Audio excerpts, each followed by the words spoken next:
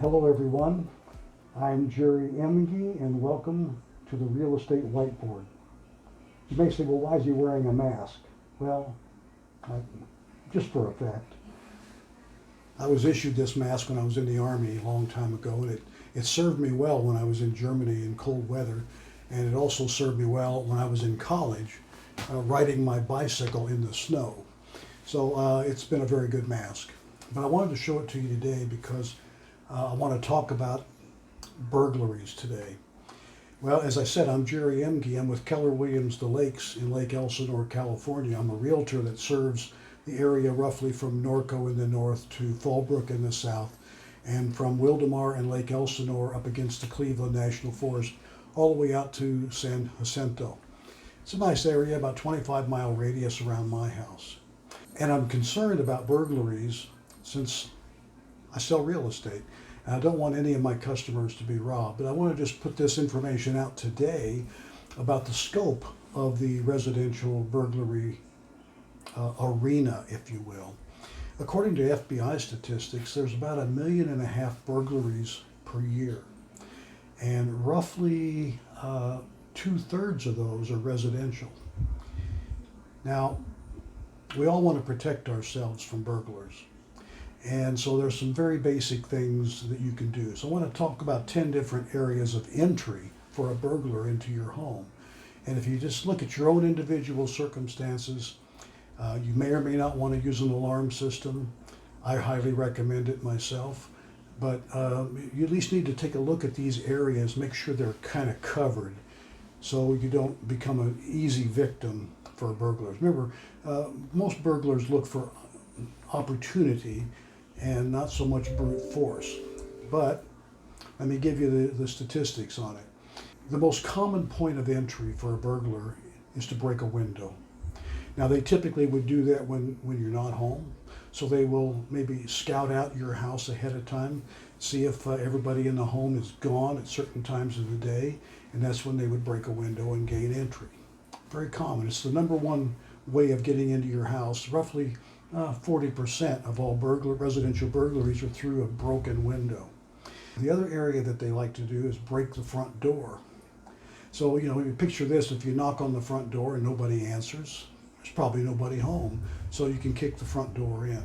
The next common point of entry is to break the back door. Now, I don't know about you, but if I was a burglar, I'd probably break the back door first and then the front door, but that's not the way burglars think. They don't always think the way they should. The next common area is that they would pick the front door lock. Now, it takes a talented burglar to do that. And of course, a lot of locks today are electronic, so that's becoming probably a smaller percentage of entry points. But in older homes, especially in the Midwest and where you had skeleton keys and things like that, picking the locks really isn't very difficult. I used to do it when I was a kid.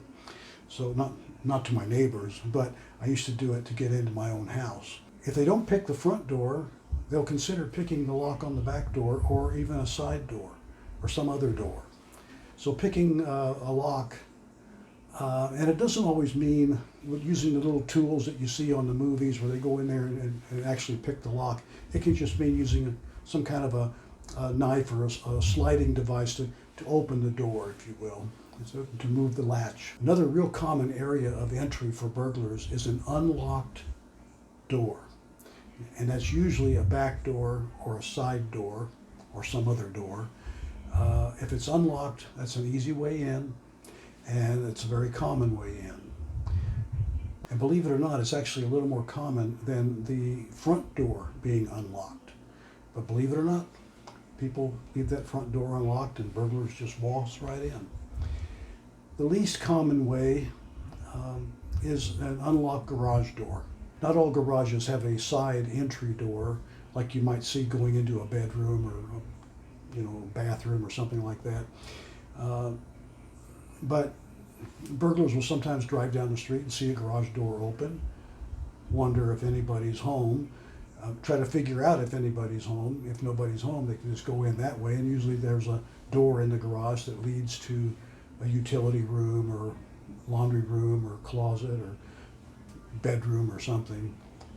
So that's another common way in. So my advice to all of you out there is take a look at all these points of entry and make it difficult for burglars to want to come in through them.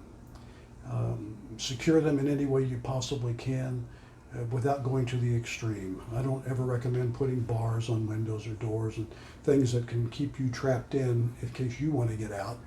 But I do recommend you take a look at all these areas of entry and see that they're sort of covered and protect yourself. I want you to become a customer of mine someday, so keep yourself around. And I appreciate that. Now, this is another one of my weekly videos. I'm actually going to post this one midweek. As I've promised before, every week I will have a video up by Thursday morning at 10 o'clock. And if you like what you hear in these videos, and when you see the subscribe button down below, hit subscribe. You'll be subscribed to my channel. And if you see the little notification bell there, hit the bell, and you will be notified whenever a new video goes live. So I appreciate you watching. Look forward to being with you on the next video. And thank you very much. And here's some information about me. I'll see you later. Bye-bye.